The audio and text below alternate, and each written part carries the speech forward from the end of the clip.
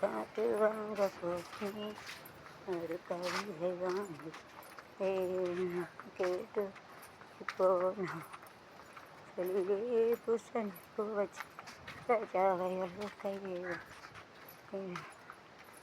இசை ராஜா ராஜா ராஜன் ராஜா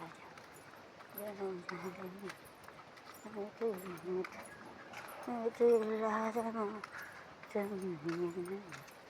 காற்று என் காற்று.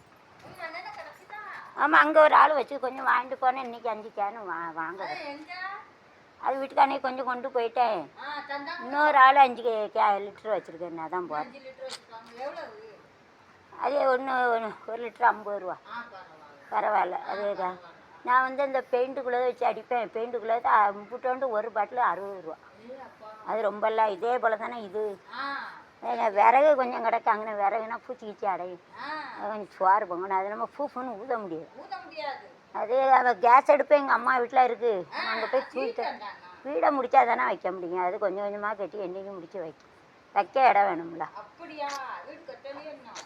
பெரிய வீடாக கட்டியிருக்கலாம். அது நாளாகும். பாம்பே மாடல் கம்பி போட்டு ரொம்ப ஆகும். அது எங்கள் அம்மா 20,000 கொடுக்க 20,000 என்ன காணும். கொஞ்சம் கொஞ்சமாக கட்டுவோம். ஒரு மாதம் 10 நாள் வீடு கட்டி என்னையும் கேட்டேன். நான் என் பிள்ளைய படிக்க வச்சுருக்கேன். 46 லட்சம். அங்கே பாம்பேயில் ஒரு வீடு அடவு வச்சுட்டான் படிக்க. வெளிநாட்டில் அதை திருப்பி கொடுத்துருக்கேன். இது எக்ஸ்ட்ரா வீடு வந்தால் பாம்பேலே 2 வீடு இருக்குது.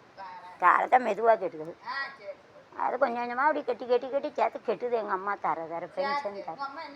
எங்கள் அம்மா டீச்சர், எங்கள் அப்பாவும் டீச்சரு. பென்ஷன் வரும் 50,000 வரும். எனக்கு 25,000 கொடுக்கும். வேறு அது மற்ற எல்லாம் கரண்டுக்குள்ளே 2,500 ரூபா வருது. கடை கரண்டு வீடு எல்லாம் கட்டின பிறகு தானே 500 ரூபா வரும். வீவோட்டை கொடுத்து அப்படியா போகுது. என்னைக்கே கொஞ்சம் கொஞ்சமாக முடிக்கணும். முடிச்சிருவேன் இன்னும்.